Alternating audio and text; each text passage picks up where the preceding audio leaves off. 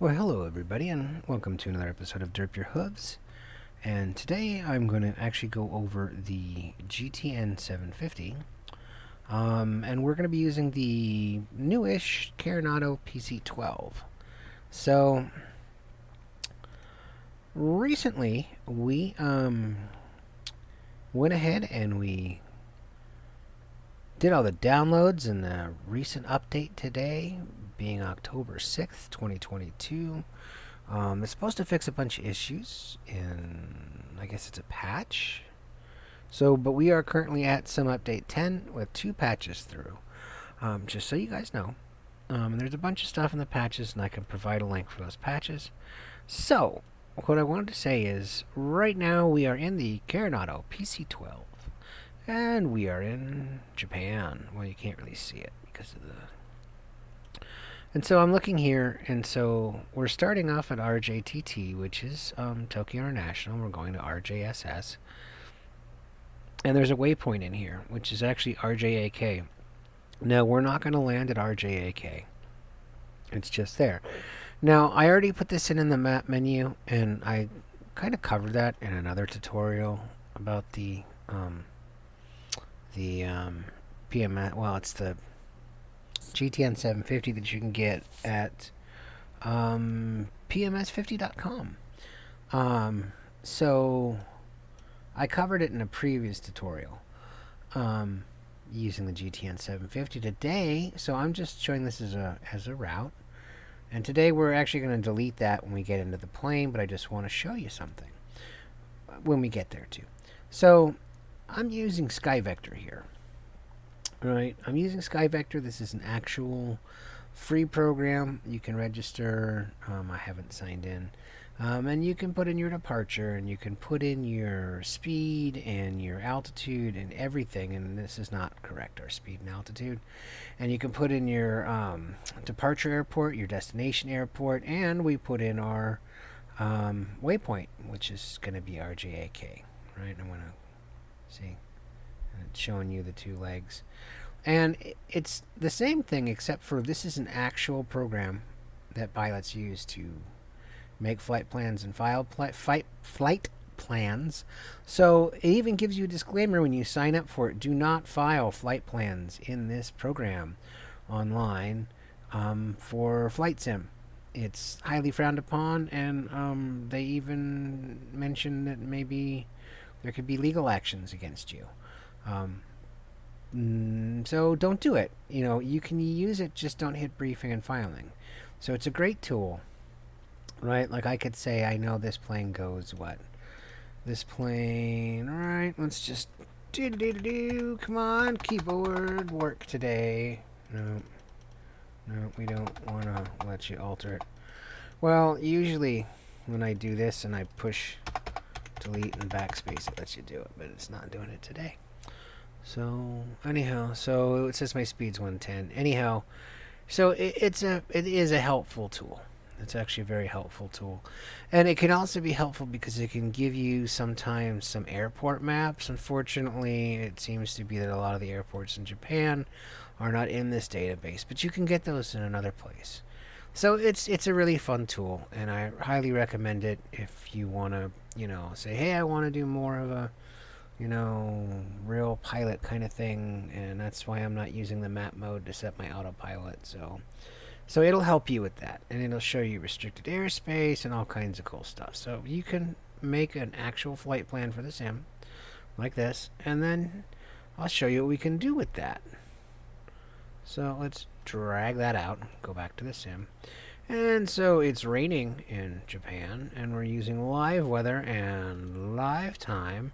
And actually, I don't want to start on the runway. I want to start in parking, because I want to show you stuff. So, alright, I want to start cold and dark in a parking space.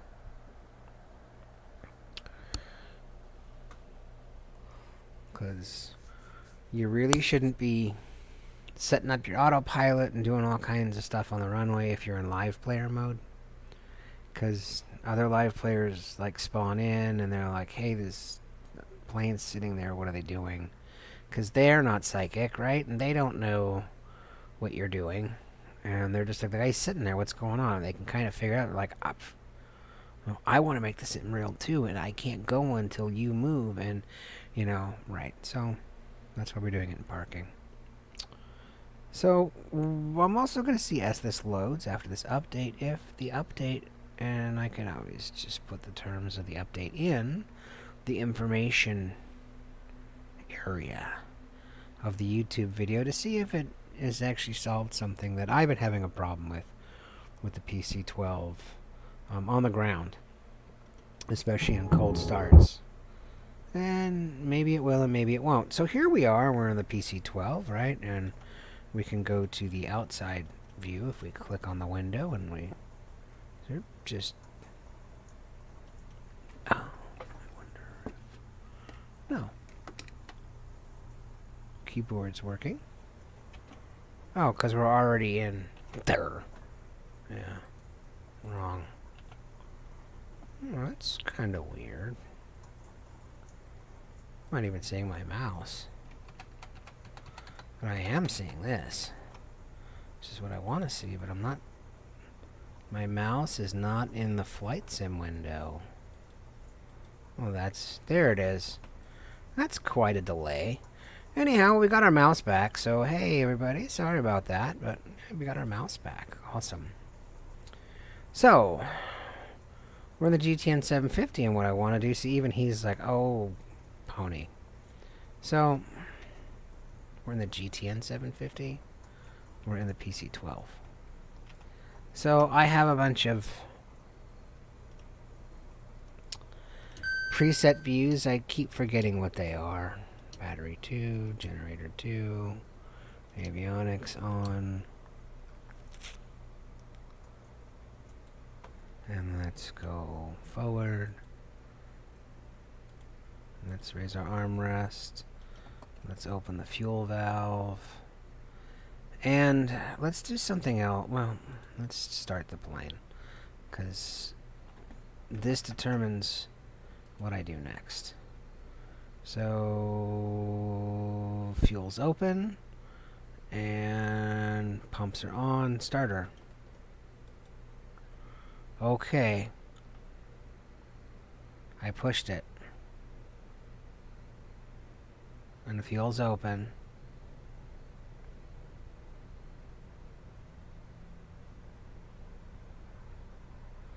Nope. Problem's still here. So, I kind of covered this before. I don't know how many other people have this problem with the PC-12, but if you try and do a cold start on the ground, you don't have a turboprop engine. You have a piston engine. Well, hopefully my voice is loud enough. I think I turned the engine sounds down last time because this was so deafening. But this is not what a turboprop sounds like. So we're just going to move past this little issue. And we're going to bring up our GTN 750. Right?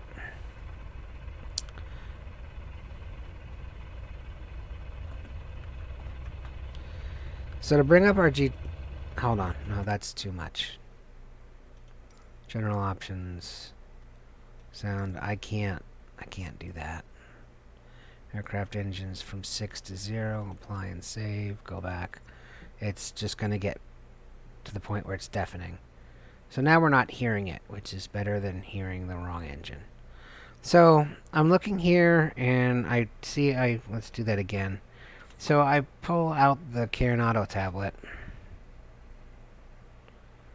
And I want to look for the GTN 750, which is next, and we're using the free version. The 750 Xi is the pay version, and it's really good. And if you want to get the annual subscription or the lifetime subscription, I guess I could say I could recommend it. I don't have it because I know how to get it. I know how to get the other basic functions, and I'm spending a lot of money on planes and other stuff. Video cards and stuff. So, unfortunately this is not nearly as expensive, but I only have so much money in my budget.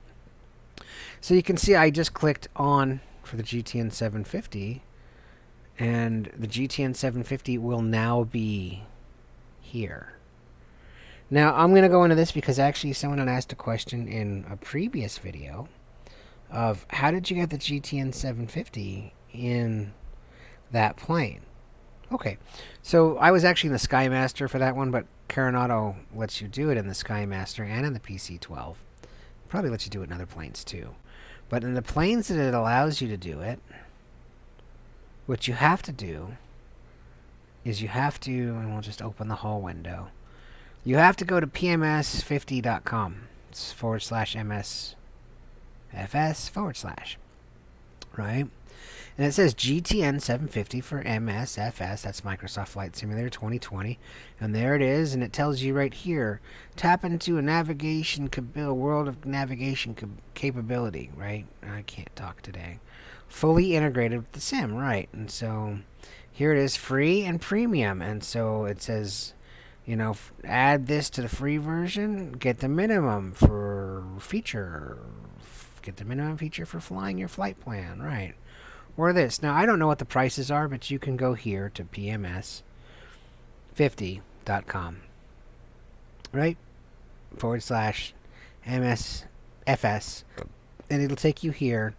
And then you would say, hey, I want to download. You could download the latest version, and it'll go ahead and download it, but I don't want to download it, right? Or you could just go to see more. And it tells you right there, for free, that's what I would do. I'd click on see more and go to the free one and download it. And then when you download it, see I have my browser set up so that my zip files go in here. And then I use something like 7-zip to go to my downloads folder to unzip it. And then I, run the installer, and it'll say you can't have the sim running when you're installing it. So you have to do it with the sim off. But once you do all that stuff, and I actually have that's in another tutorial video. But you have to go here, you have to download it. It comes in a zip folder, and then you need to find your zipped folder, decompress it, right? And then find the installer, right? Which will be there. It'll say it's an application, it's a .exe. And you double click that, and it'll add, hey, and it'll, take you through the installation wizard to add it to the sim. And then when you relaunch your sim, if you followed those other steps, we'll just, I can go back over it. If you followed those other steps where you've launched the sim, you've set everything up, your plane is on the parking apron, or on the runway, but parking apron's better. And then you click the tablet, right? And this won't be here. It would have the default, like 530 or something. And you would click till you find, you click next, and you'd click on. And then it'll come on, and the first time it comes on, it'll say loading, and blah, blah, blah, blah, blah. So that's how you'd install it, and then it would be there. And it's saying caution, push to reset. I know there's a problem. It's the generator, isn't it? Right? The generator switch kicked off again. Right, generator 1 kicked off. So I hit Alt-4. Now, Alt-4 is not going to do anything for you unless you assign your keys, your view keys. And I'm not going to do that today. I'm not going to show you how to assign view keys. We're focusing on the GTN 750. And this Carenado? Is that how you say it? PC-12. So what did I say before? I said we've done all these magical steps. And now I'm looking at my GTN 750, my Garmin GTN 750, right? And I say, well, oh, look, there's already a flight plan in here. Well, because we put it in the map. So on the GTN 750, even the free version, and this is the free version, it will show you the flight plan in the map mode if you enter it in the map. But again, I'm saying, well, but what if I want to be more of I want to get more out of the sim, right? I want to get a more immersive experience, like how a pilot would do it. Well, a pilot would have access to the full features. So what I would do is, if you don't go to the map mode and you don't use any of those features, once you launch your GTN 750, it won't show this when you hit map. When you go to flight plan, it won't show this. It will say, and by the way, pay attention, because this is how you delete items for your flight plan. And you might even actually do it accidentally. You would click something like RJAK, which is one of our waypoints, the middle one. And you click it, see it says activate leg, insert before. Well, you'd remove it. Remove it? Remove it, yes. It's gone. So, remove it? Yes, remove our... And if I actually just remove the... That's something to make a note of. If you remove the departure airport or the origin airport, it'll delete the whole flight plan. For the most part, it does that. And it's going to say, now it's going to say no departure airport. And this is what you would get if you never entered a flight plan in on the map. And if you went to the map here, you'd get nothing. So if you don't enter a flight plan in the map page on the sim before you launch your, before you, whatever, arrive at the airport that you want. But you have to pick an airport, right? So, but before you'd actually, get ready to fly the plane. So not really launching the sim, but you know what I mean.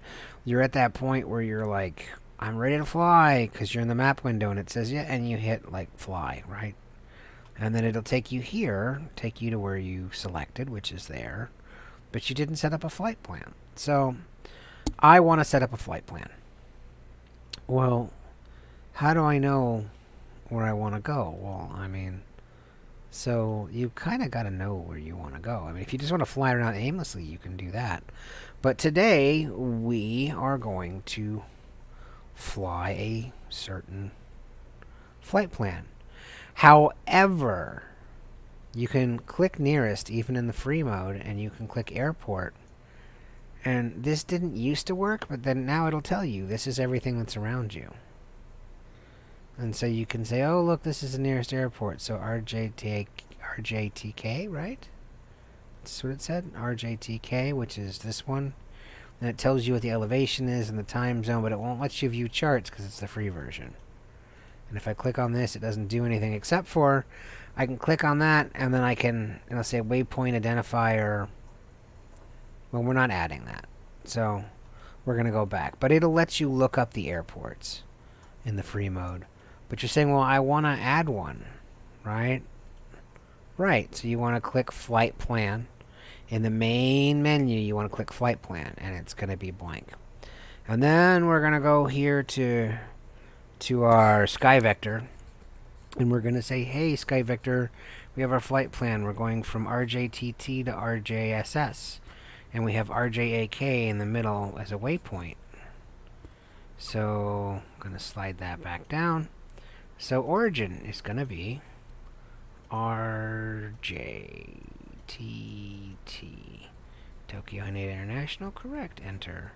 And this is actually just really simple. We're not setting runways or any kind of procedures, just taking off from our waypoint and where we're going to. And this is actually using a waypoint on the map. We're using an airport as a waypoint. I will be honest with you, I don't know how to enter GPS coordinates into this to pick a custom waypoint. When I do, maybe I'll make another tutorial. So it said set origin, right? We set it. And now it says set destination. So don't set your second waypoint. It's the to and from. You're writing a letter. This is, first one was, right? We know how to write a letter, right? So where do we want to go to? We wanted to go to RJSS. And how do we know that? Well, because we used SkyVector. Our destination's RJSS. So RJSS. Sendai, correct. That's where I want to go. So now I have this, but I don't have RJAK, which is, we're not landing, we're just going there. Well, so if I just enter this in, it's going to show me that there's a straight line. And just so you don't think Pony's a liar, see, it's a straight line. But I don't want it to be a straight line. I want to add my en route waypoint, which is RJAK. RJAK. Enter. Now wait a second. And now I'm going from Tokyo Haneda to RJAK to RJSS. And it's telling me what the distance is between the two waypoints. Right?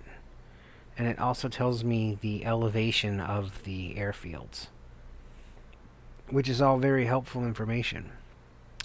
So I have all of this, right? And I'm saying, well, then I'm good to go. Well, yeah, I mean, you are. You know, I mean, it's a basic flight plan. And the autopilot will work from here, but to be honest with you, you came this far. So why not go all the way? So, you know, I mean, a real pilot would check their control surfaces, right? Check their rudder, make sure their rudder's working, make sure the ailerons, everything's working, right? Check their flaps. If I give it full flaps, the flaps go down. You know, a full pilot would do a total walk around of the plane. And unfortunately, we kind of already know that something's wrong with our plane, and in real life we really wouldn't want to be flying it if the engine was making a sound like this one's making. Right? Because we'd say that's not a turboprop. No. Anyways, so we've got all this on, and we'd probably say I want taxi lights, and how about I put my nav lights on, but don't put your strobe lights on the ground or in thick cloud cover. And I suppose you could even put your beacon on, but don't put your strobe lights on the ground. You're supposed to turn them off also after you land on the runway before you hit the taxiway. You should.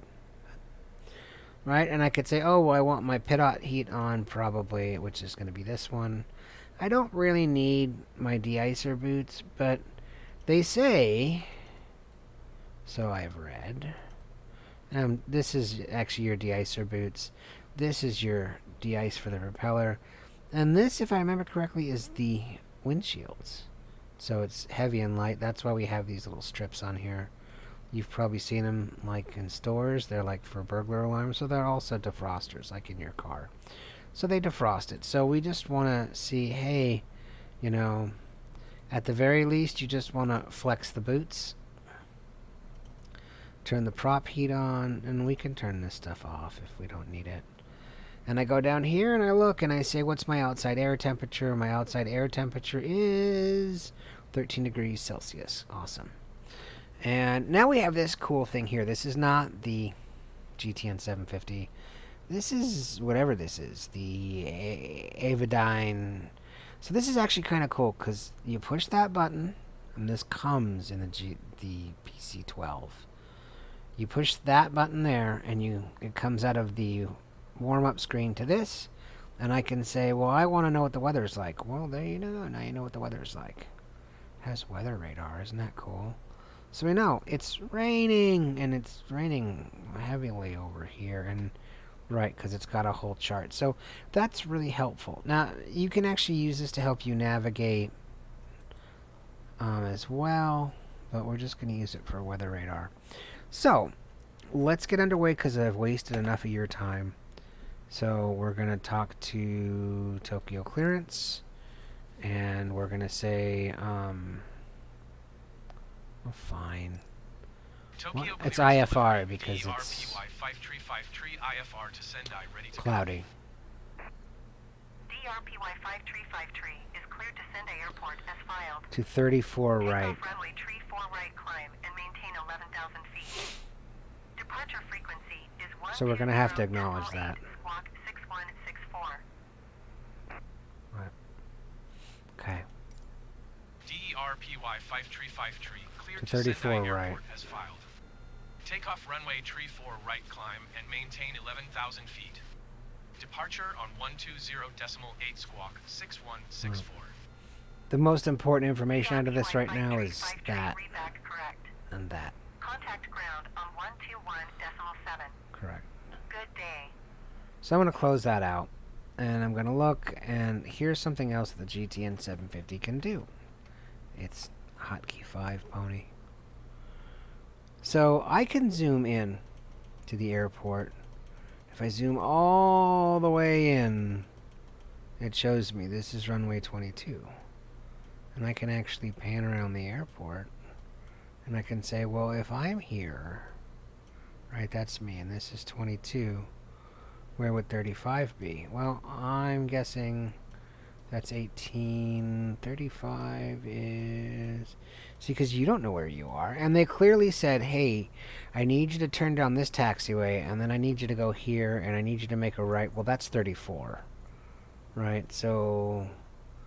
And I've just been doing this long enough that I know that if that's 34 left, that this is going to be, what? 34... That's 34 left. Then the one across from it should be... Oh, that's 34 right. So this should be on the other side, moving over. See, and this is why you really don't want to do this while you're sitting here. 34 left. Well, didn't they just say 35? Right? Oh, no, they said 34 right. Okay, so that's why I'm going crazy. So we found 34 right. 34 right is... do. So you can actually do this, like I said. You can download and you can use Google and you can do all these really cool things to go ahead and... Well, we know that's 34 right. Alright? But you can use, like, all kinds of things. You can Google it and get runway maps if they're not in SkyVector. But so I know I'm here and I have to go here. Right? Right. So we're actually going to kill our web browser. Kill the web browser. Right. I'm going to kill the web browser. So it doesn't lag the sim at all. So I have to go from here all the way down and around. So how am I going to get there, right?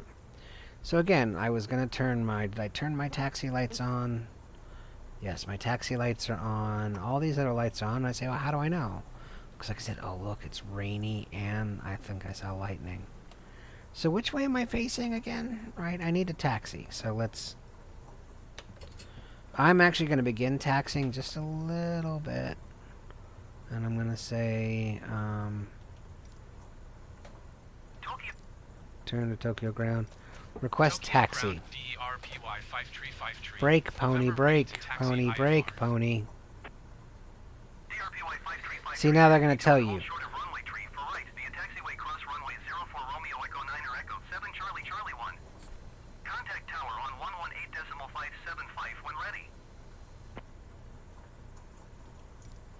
Taxi 2 and hold short runway tree for right via taxiway cross runway Awesome. 04 Romeo Echo. Right, it's going to read it back in a second. I'm just going to go back here and I'm going to turn the sound on. Because I don't want to turn it on again when we're flying in the air. So we had it at 6, right? Now, I may be hard to hear until the engine noises get correct. Just want to tell you, I don't have any mods to this plane. We're just using the GTN 750. I have not modded this plane. I'm using a different livery that shouldn't affect the engine sound. Just so you guys know. 9er Echo 7 Charlie Charlie 1D RPY 5353. Awesome. So I'm still hearing...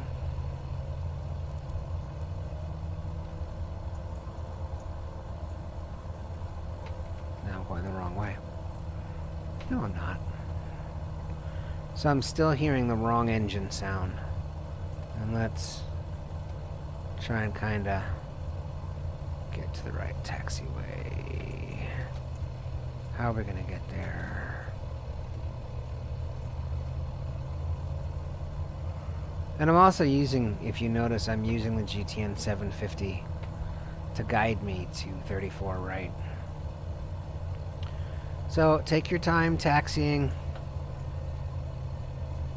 I know I'm having some issues. But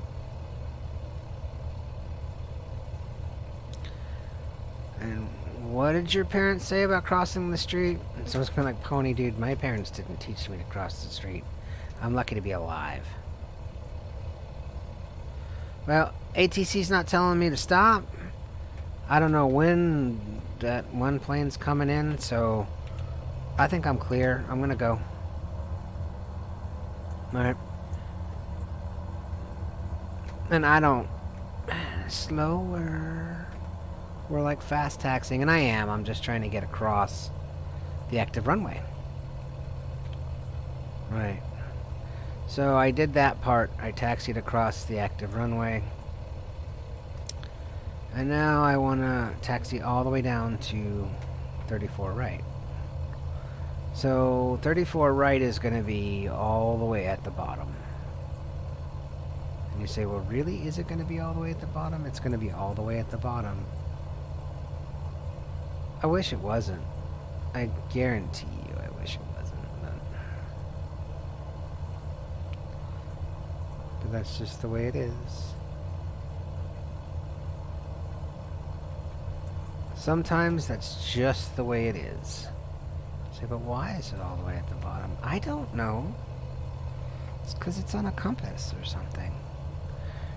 Yes, actually that's why it's all the way at the bottom, because it's, well, I'll see if I want to throw that lesson in today.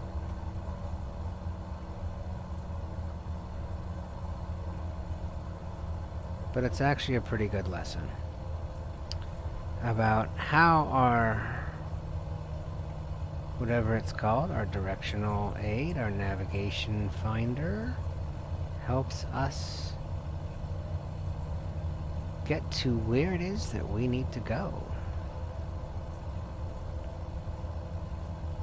And how do we use that to navigate?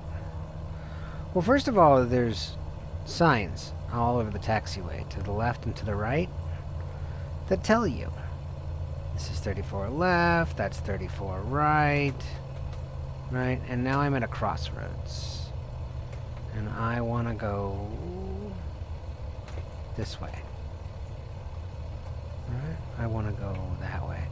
So I would have wanted to follow that little curvy line. Right, all the way down here. Now, yeah, I'll show you. Jeez Louise. I'll show you. Even with the wrong sounds in the background. My broken plane, which I shouldn't be flying. So I'm going to start pulling up towards this taxiway here. And again, so there's actually two ways to do it. And I'll show you, I mean, you'll know if you're in the wrong spot. So stop plane with some parking brakes. So we need 34 left. That's correct, right? We need 34 left. So how does this work? Well, so this is 35, and that's going to be 34. Oh, well, cool, you're right there, because look, you're right here, and you're coming up, right? And so you make, let's use this as an example. So if I'm going to, will it let me do it? It will. Oh, that's so cool, it works. So 34 becomes before 35. We can just set our course. Alright, we have all these little notches. Well, so this is more important than that right now. So we're looking here. So we're coming up on the runway and it says 34 left. 34 right. Well, we know that we're on 34 right. We know that we're on the right side. Anyhow, because I looked at it on the map, but how would you know? Well, you're going to use a map in conjunction with, and you're going to actually listen to the air traffic controller where they told you to taxi, but this is a great way to know it. Pay attention. So 34, that's 35, that's 34, because there's how many notches on your navigational aid, your directional finder, your big compass, right? North, south, east, and west, right? So 360 or 0 is north, and 180 is south, and east is 190. So what's 180 and 90? 270, right? Okay, so, right, 24, 25, 26, 27, right. So here, 35, 34. So 34 is this way, and the opposite of 34 is 14. So you have a runway, and If you go in one direction, you're going 34. If you go in the other direction, you're going 14. Well, that seems backwards. It's not. You want to start at the bottom and point the nose of the plane in the direction of the runway. So if the nose of your plane is pointing here, you're not on 34. You're on 14. And you have to know your right from your left. But if the nose of the plane is pointing this way, then we're on 34. So if I go to this runway, which is going to be up here, and I have my nose pointing this way, I'm pointing the wrong way. And that's not where the air traffic controller wants us, because we're going to be a good pony today, and we're going to obey the air traffic controller. So what am I going to do? So I'm actually going to taxi down to the end of this long, long runway. Well, it's a taxiway, actually. But you can't, it's such a large airport, this being an international airport, that you really shouldn't taxi down the runway. Now, in some airports, and some smaller, like, county airports, you kind of don't have a choice. Some of them really don't have a taxiway along the side. They may have a parking apron. And there might be a taxiway on the parking apron that you can use. But some of them literally just, it's like you taxi down the runway. And there's a really small parking apron. And you'll see that if you haven't been flight simming or ever flown. And well, let's just stick to flight simming. You'll see that some airports are like that. Some landing strips are like that. So, but in this large international airport, we don't have to worry about that. Now, I could actually illuminate my glare shield, which would make the instrument panel brighter, which would probably be better. But I don't really want to do that, because I just want to go all the way to the end. I just want to get off the ground, and you're saying, well, this is a lot of steps. Well, I mean, if you want to fly the sim, and you don't want to start on the runway, and you want to start the plane up like how you'd start it up as close as you could in real life, well, then it's going to take time. You know, tack on 20, 30 minutes on top of your flight to pre-flight the plane, to punch in your coordinates. This is actually what flight simming is about when you want to do it this way. Now, I'm actually fast taxiing, because I'm just trying for a race to get to the end of the runway. Now, technically they want you to taxi all the way to one end or the other. I guess you could start in the middle if you really wanted to. I mean, if you're in a little teeny tiny plane, sometimes I guess you could, but I think you're supposed to go all the way to the end of the runway. Right? Because they want you starting all the way at the end. You've got all this runway to use. You should be using it. And you're saying, but Pony, it looks like you're disappearing off the GPS. Off the GTN 750. Well, I'll just zoom out. And you'll see that I'm getting close. Right? I could just do this. And I know this is a really, really, really long runway, so I know. See, look, and when I zoom in on the map, see, isn't that cool? GPS. It's just like when you're using one of your, whatever map app you might use in your car, if you drive a car. Right? It like shows you all the streets and stuff. So I am here, and how do I know I'm here? Well, look at this. As we slow down and come to a stop before this line, it tells you. Now, remember what I was saying? 16 left is 34 right. 16 left is 34 right. Well, how do you know where you are?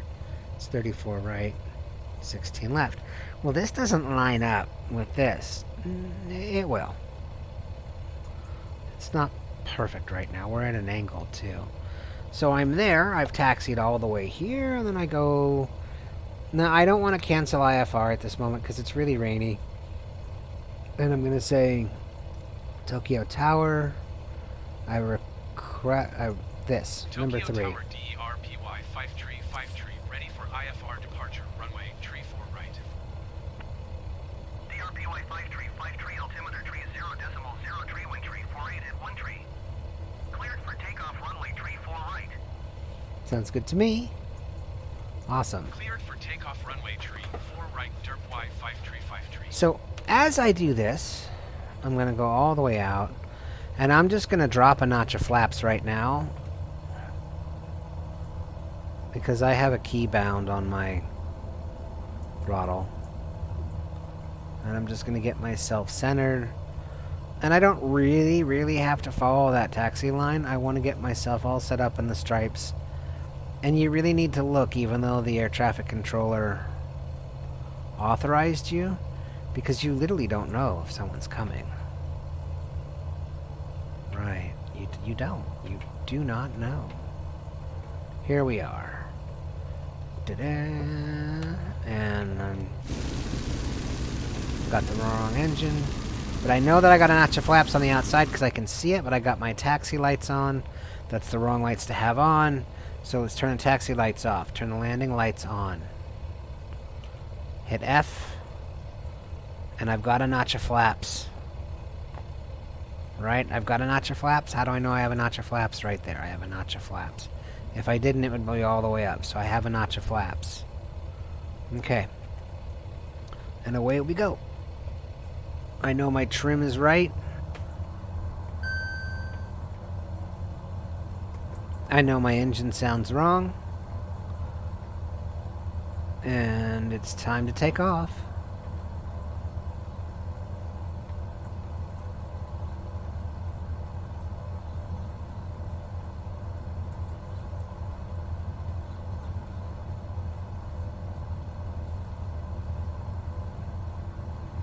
Now, there was actually something that I should have done, which I didn't do before takeoff. Okay, so we're going to leave our gears down until we hit the end of the runway. And we're flying in the rain. Now, am I going to turn the live weather off? I don't know yet. See, look, it says right there, 16 left.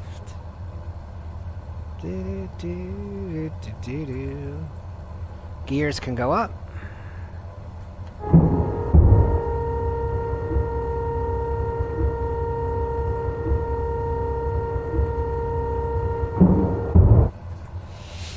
And we are on our way. DRPY 5 tree, contact Tokyo departure 1120.8. Good day.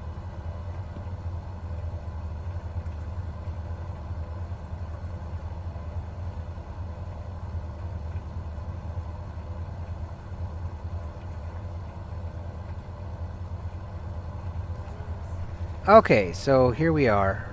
DRPY 5 tree, did you copy? And I swear I pushed the button, but apparently I didn't. 120.8 Right. for DRPY Okay. 5 tree. So, how do I know where I am? Well, I know that that's our flight plan. Right? The magenta line's our flight plan.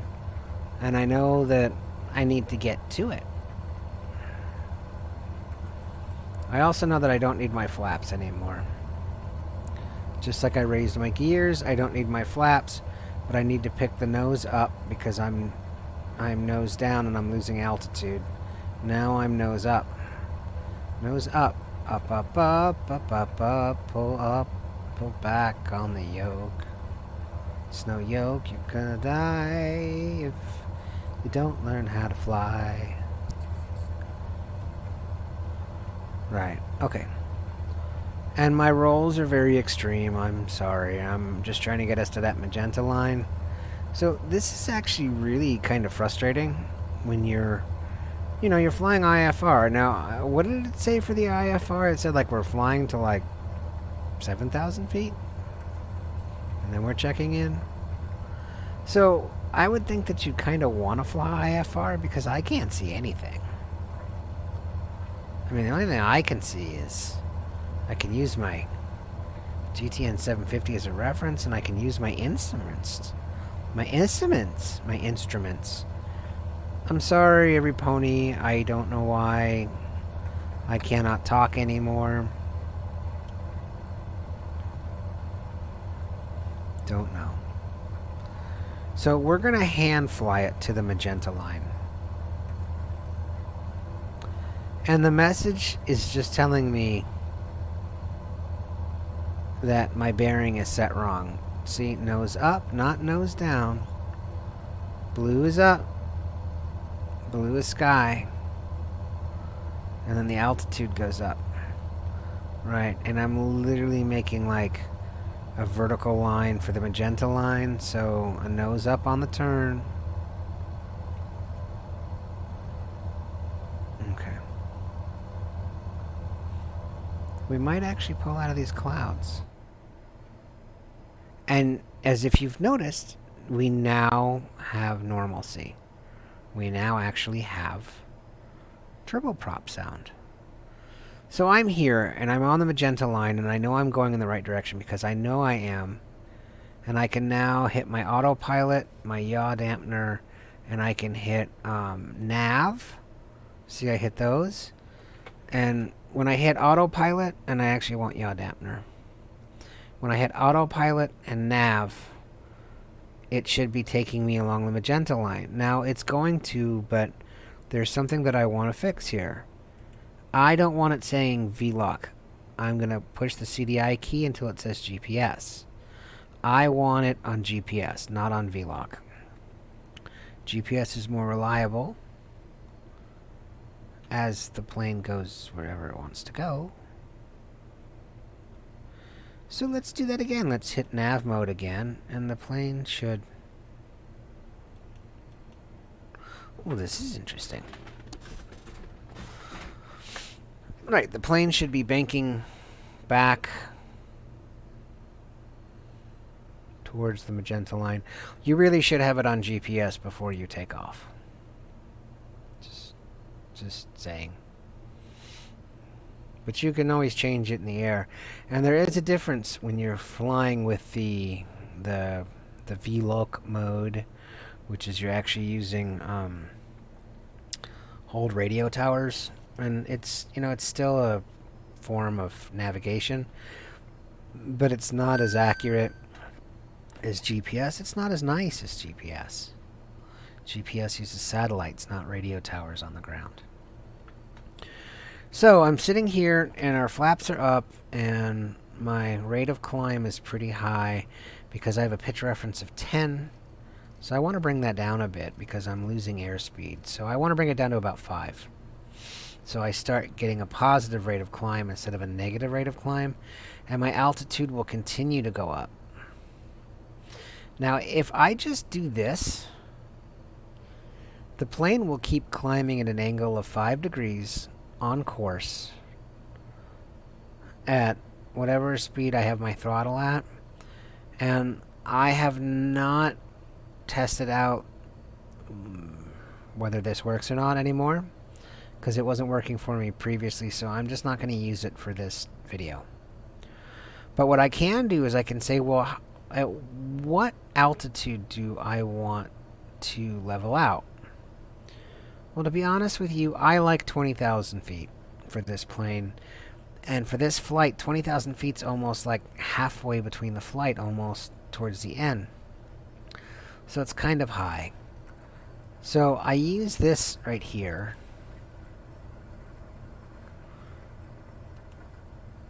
to let me know. See the altitude select. To let me know what altitude I want.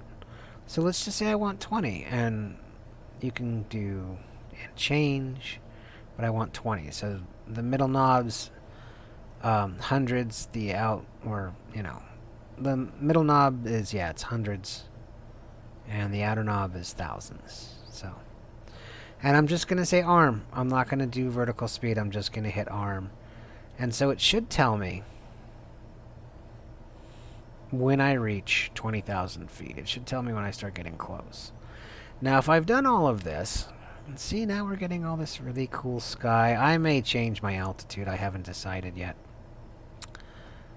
The plane should fly itself at this level.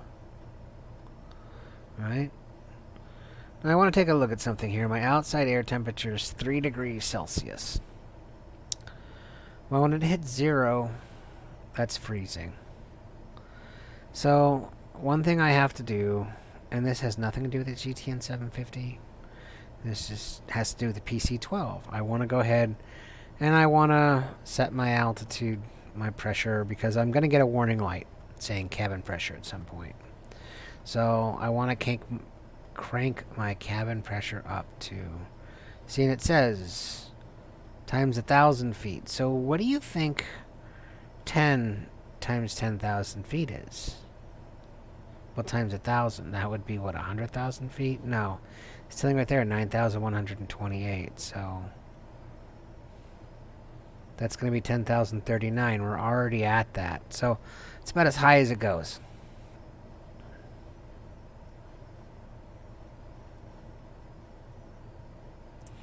I want to turn the temperature up to 20 degrees Celsius.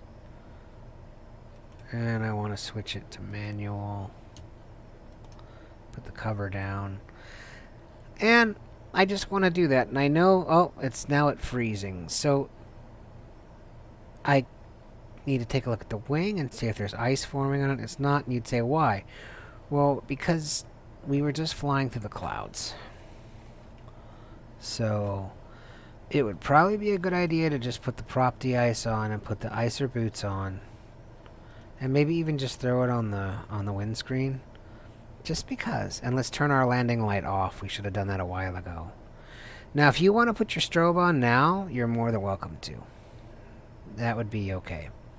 So I'm looking. Everything looks good. Now, I did not do a lamp test, which I should have done. You know, I'm not totally doing this as in, like, by the numbers. And if you guys get a little upset, I'm sorry, but I'm not. But I'm kind of showing you what to do. My main focus was the GTN 750.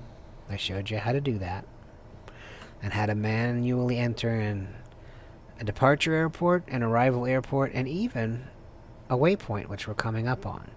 And the plane's going to turn all by itself on that waypoint. But I am just going to engage my...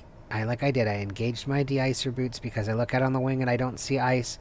But I just want to cycle them. Even though I cycled them on the ground, I want to cycle them right now. And maybe just leave them on. Because I'm worried that I might start getting ice on the plane. And I don't want big clumps of ice. So here we are. Now we're, on course. And if I look, I still have my... It looks like we're headed for more bad weather. But, we'll see. Okay. So we're in the air, and everything's cool. And we're gaining altitude. We're at 15. Oh, see, and it hit the waypoint. So now the plane is going to turn, and it's going to adjust its heading because we just added a waypoint. So we did make the flight just a tad bit longer. But this is how you would add a waypoint. Now, you might say to yourself, right, and I think I covered it, why would I want to add a waypoint? Well, if you were trying to make this as realistic as possible, what if there was military airspace, like restricted airspace, between your arrival and your destination? Well, you'd have to go around it. You're not cleared to fly through it, right? Or what if, there's all kinds of reasons that you might not want to fly a straight line. So, this is how you do that. Maybe you're going to hop. You're going to say, I'm going from A to B to C to D to E to F. Right? I'm, a cargo plane and I'm making deliveries on a route. Right? Who knows? But this is how you do it. This is how you do it with preset waypoints. And again, you want to make sure it's on GPS. And it's really just that simple. Now, it's going to tell me at some point, we're almost at 20,000 feet, Pony, and it should beep at me to let me know. And at that point, I'm just going to hit altitude hold and level out. But right now, we can zoom to the outside of our derpy pony plane. And we can see our Carenado PC-12. And our landing lights are off. And our strobe light is on the wingtip. See? Strobe, it should be. I make noises like that. Strobe. Right. Well, I don't see the strobe lights on. I see my beacon light. I don't see my strobe lights. Oh, that's my strobe light? No way. Well, oh no, they're right there. Those are my position lights. I don't know where my strobe lights are. I thought they were right there on the wingtip. Must be thinking about a different plane. Probably. Yeah. But anyhow, I pushed the button for strobe. So. Alright, so there we are. And we're flying along on our PC-12. And it sounds like a turboprop. And we're just chilling. Flying our course in the sky above the clouds. So we're not really sticking to our IFR, are we? No, we're not. Now, if Sendai, which is our destination, is IFR only, then they're not going to let us land there, and we should have had a alternate airport. Because in real life, airports, some airports were like, you can't VFR, it's not safe.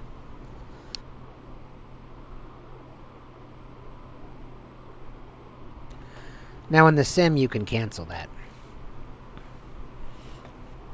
And I don't think in real life, they're going to take responsibility and be liable for you not knowing how to fly IFR, not being rated for IFR, and the fact that you planned a flight on a day that there's bad weather.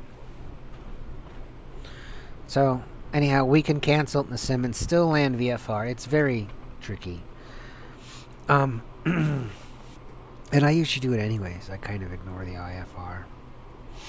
And if you continue to ignore the IFR, the air traffic controller will tell you, the virtual air traffic controller.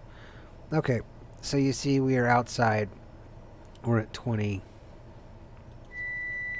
No, I want the autopilot on. What am I doing? Whoops, that was my bad. I put it back on. I want to level flight, which is altitude hold. And that'll turn the... Well, that'll make us fly level. And we'll start to gain speed. And you'll see that. You'll see that our airspeed, our indicated airspeed's going up. And our ground speed is increasing right there. See our ground speed of 264. And we also have our ground speed. Well, what we had right here. Ground speed, ground speed. So... this is a lot of fun, right? Someone say, no, it's not as boring. Well, then, this is flight simming, buddy. Combat flight sim would be different, but this is not combat flight sim.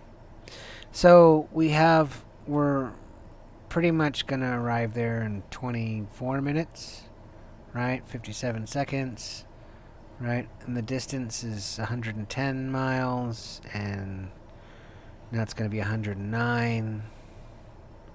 Right? 109. Look, I knew that was going to do it. And it'll say the same thing here. So it's saying 110. 109. So, and you're saying, well, how do I know? So it's going to be 109 miles. So we're only right here. But we have to go all the way here to RJSS. So we're just going to stay here at 20,000 feet. Now, I can tell you something here, too, while we're here on the instrument panel. Now again, I may not have memorized all the names of the gauges, which I really should have done, but I didn't. So I know that I have more than enough fuel, because I have half a tank. I have, well, under half a tank. The outside air temperature is minus 14 degrees Celsius, but I'm also looking here. Now, I guess that's okay, because I'm not in the red, I'm not in the yellow. And I'm not in the yellow. So you kind of want to make sure that these gauges are in the right spot. And actually they're not, because I've actually cranked back on the throttle. It's one of the things I did. And you'd say, well, why would you do that? Well, you do it because in real life you don't really want to. You don't want to what's called firewall the plane. You don't want to push the throttle all the way forward. Not only because, the engine, well, I mean, the engine's not really meant to be at full throttle for long periods of time. Maybe takeoff and landing in an emergency, that's fine. Maybe on a climb, it's for a couple minutes tops, it's fine. But if you keep going, and like in real life, you damage your engine, you could blow it out. If it's a piston engine, which I thought this was for a while, but turns out it's actually a turboprop, I can hear it. You wouldn't want to blow it out. And then you don't want to cause premature wear on your engine if it was real life, because it would cost you a fortune down the road. We want to get to A to B safely. And I'm going to say, I'm one to talk, but... So someone could say, well, I floor my car all the time, and, planes are so weak. Well, I'll get to that in a second, but, I have a bad habit of, sometimes flooring my car, or just pushing it too hard. And cars will break, too. Even some of the best cars, if you continue to do that. You're flying in the air, right? I think I've said it in other videos. You're flying through the air. In a car, you break down and hopefully you roll to the side of the freeway or the road or whatever, or maybe you're out in the middle of nowhere on a dirt road and, enjoy the walk, but it's something that you can most likely walk away from, right? If you blow the engine up in your car. Well, what about in a plane? No, there's no place to... If you kill the engine in the plane and you blow it up, you better have a place to land really quick. And in some of these planes, if you blow the engine... some of the planes, I don't think the PC-12 does, but some of them have what's called hydraulic flaps. And if there's no engine and no hydraulic pump to provide pressure to the lines, to the flaps, they ain't going to work, and your control surfaces aren't going to work that well, and, so... And plus, the batteries only last so long with the engines off. So you kind of don't want to, blow the plane up. It could be a bad thing. That's enough said about that. Now, I will say in your car,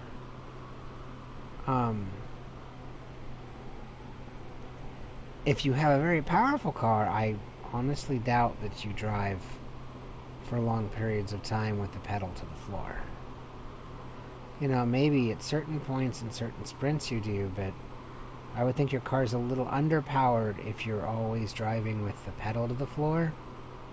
Non-stop, because cars are way different than planes. But if you did, you'd be pushing your little car. And so engines in general, it doesn't matter whether they're aviation or ground, they last longer when you take care of them and you treat them nicely versus, my Hyundai Elantra is a top fuel dragster. My Honda Fit is a top fuel dragster. No, it's not. Don't treat it like that, because you're going to be sorry.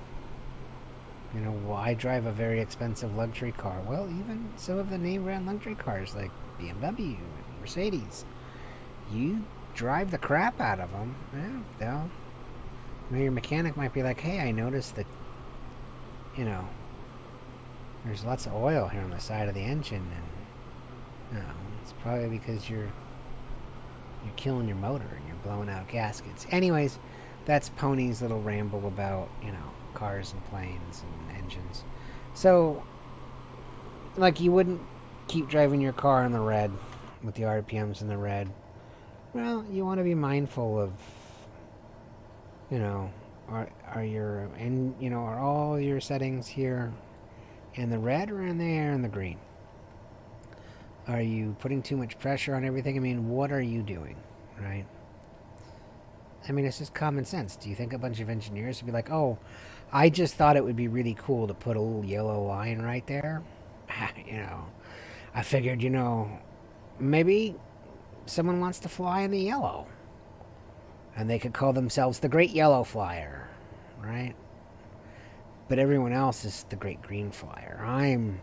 I'm the 6 green bar flyer. No, it's no.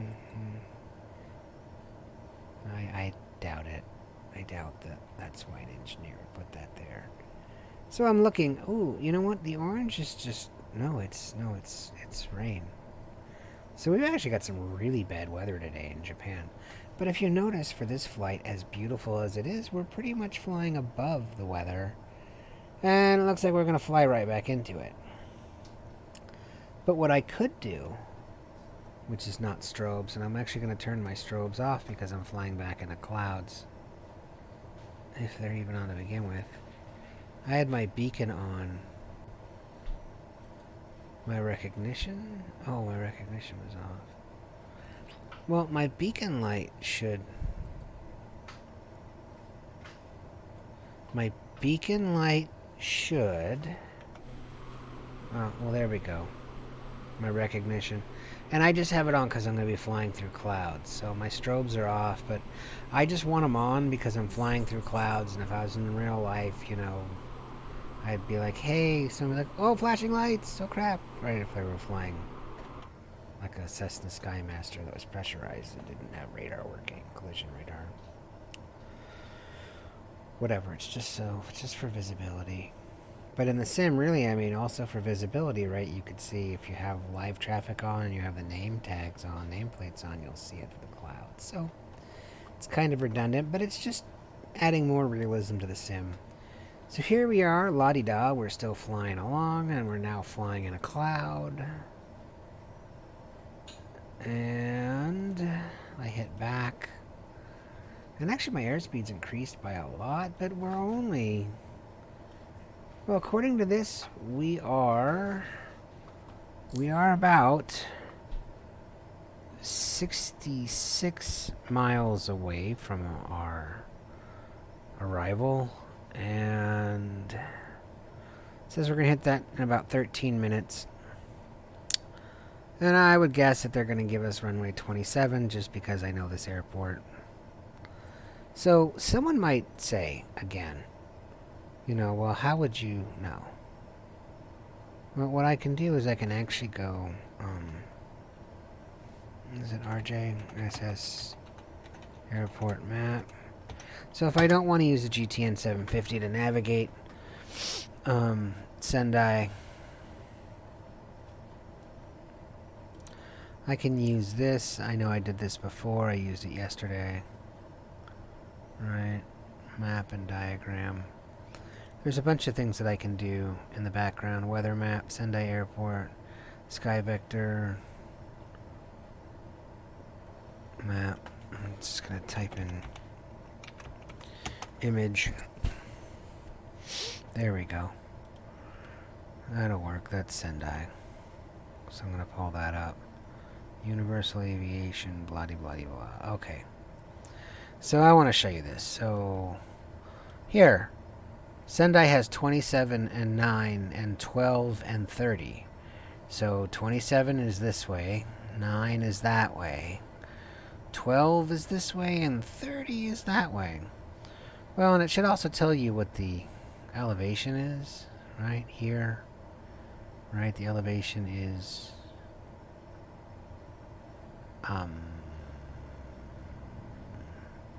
but I don't know how to read this one. Doesn't it show me the elevation somewhere? Isn't it even on the map?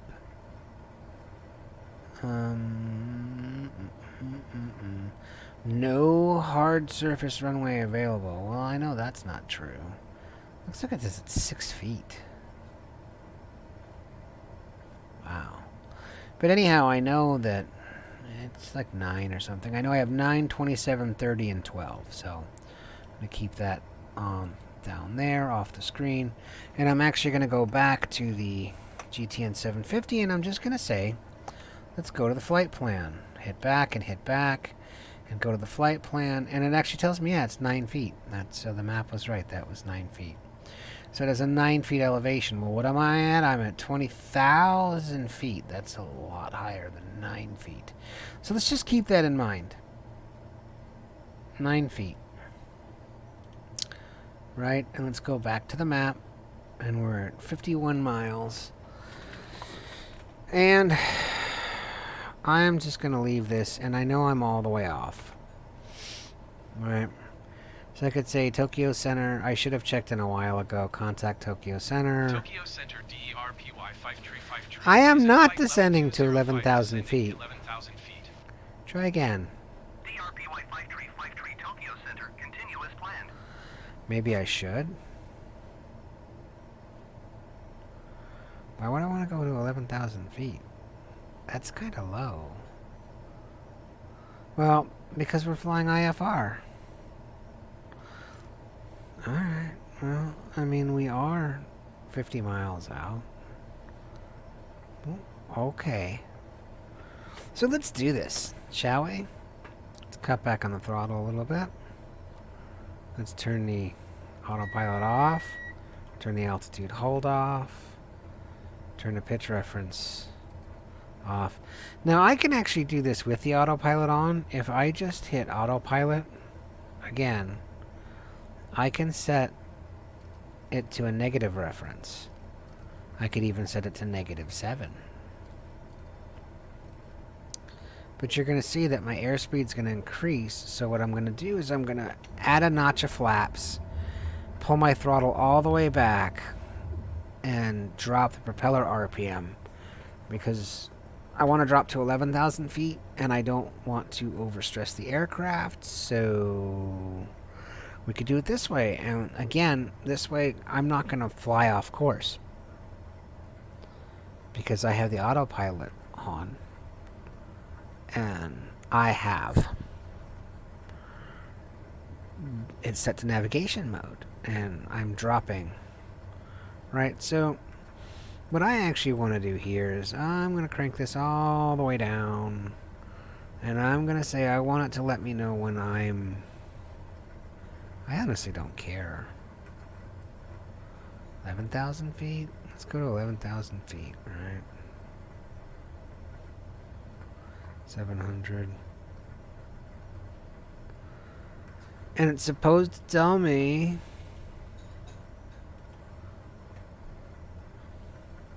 Will it? You say, but aren't you really going to drop your altitude? And it's like, well, it's better to slow down gradually than it is to worry about everything else. And it really is. See, I'm...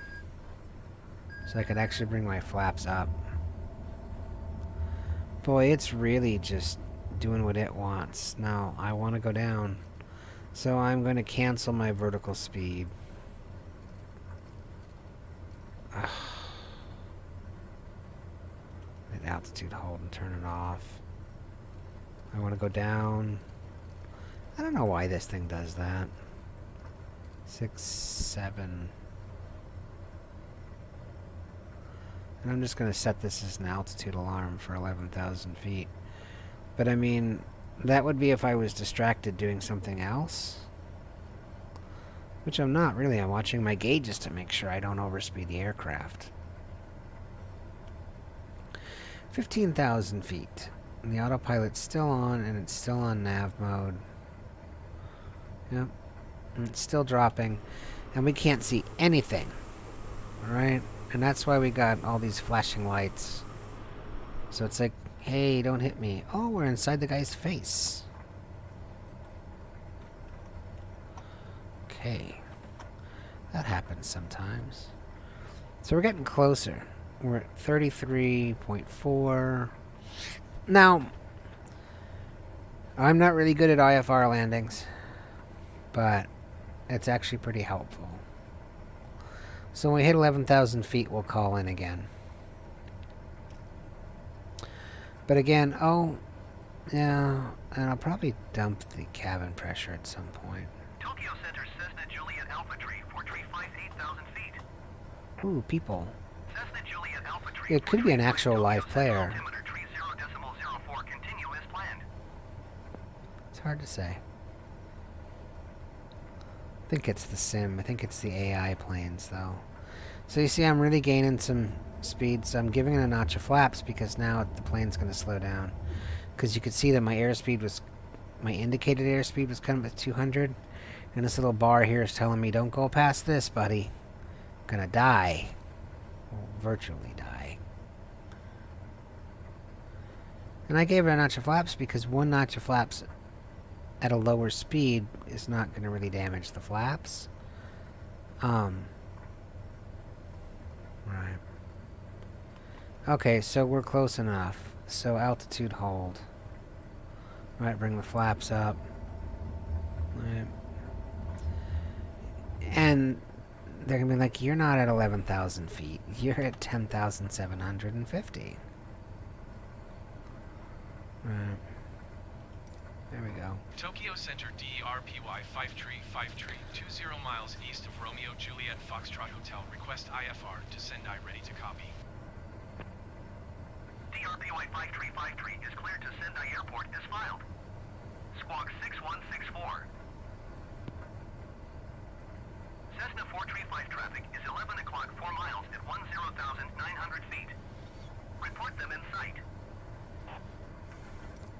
DERPY 5 tree cleared to Sendai Airport as filed. Squawk 6164. It's 11 o'clock at 4 miles? I can't see anything. Radar contact 11,000 feet. Altimeter tree 0.10, turn right heading 030, proceed on course. 030. Okay.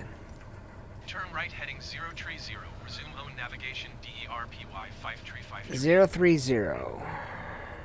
DRPY 5 tree, you are 2 tree miles south. Descend and maintain 5,000 feet. Expect door DME runway 27 approach via Sierra Delta Echo transition. 27 approach? Clear to Sierra Delta Echo. Cessna 435 traffic in sight. Right, that's what I want. 5 tree descend and maintain 3,100 feet. DRPY 5 tree descend and maintain 3,000 feet.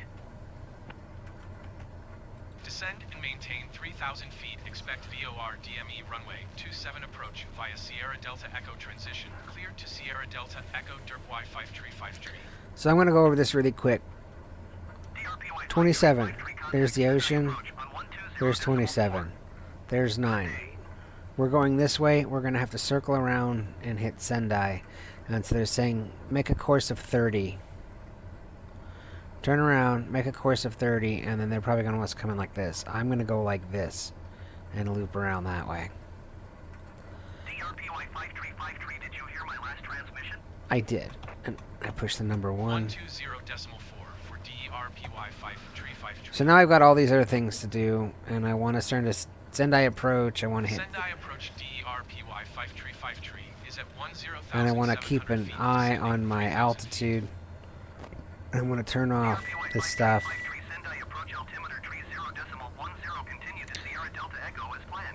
So I just want it to say nav and flight director.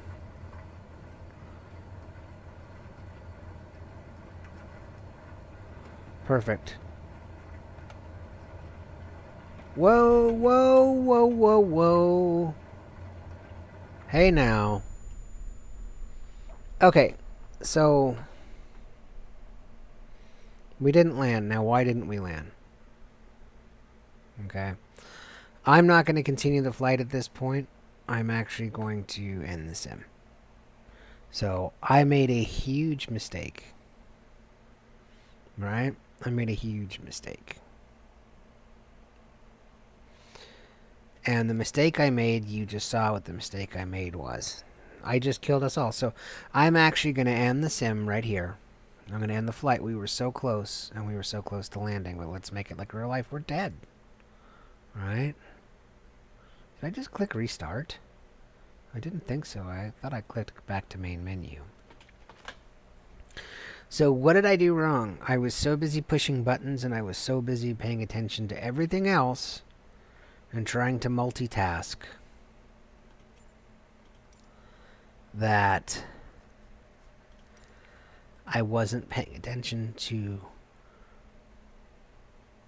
Was I flying level? What was I doing? And actually, I wasn't. I was nose down, and I was nose down at such an angle that I picked up incredible airspeed. I was overstressing the aircraft, and then I pulled back too hard. And like I said, Pony can rip the wings off of any plane. So, unfortunately, today you are not going to see any kind of landing. You're not going to see a scary pony landing. You are seeing a dead pony landing.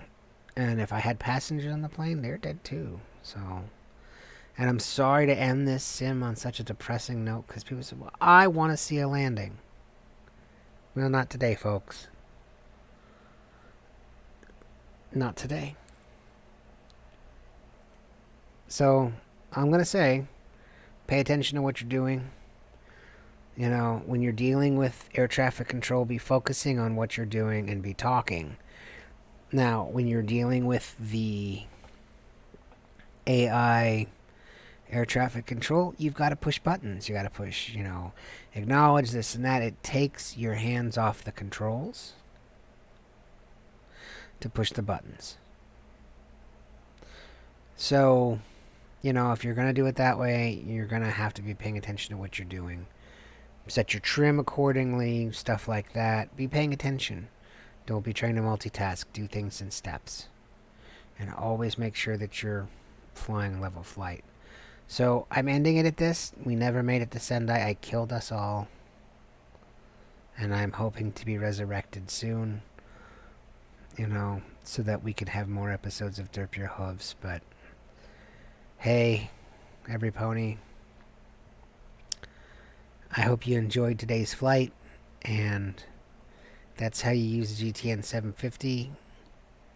I'll put some descriptions to the link in there, for the 750, where you can download it. And it's really easy to install, and now you know how to use it. The basic version, and if you want to buy the subscriptions, the pricing info is on their page for the subscription version. So, there we go. Carenado PC-12 using the GTN 750. We never made it to our destination alive. Sorry, every pony, but hey, should I even say it? Why not? Thanks for flying Derp Your Hooves. Welcome to the afterlife. And I guess we're in the skies now, right? So do I look forward to seeing you in the skies? Are we there?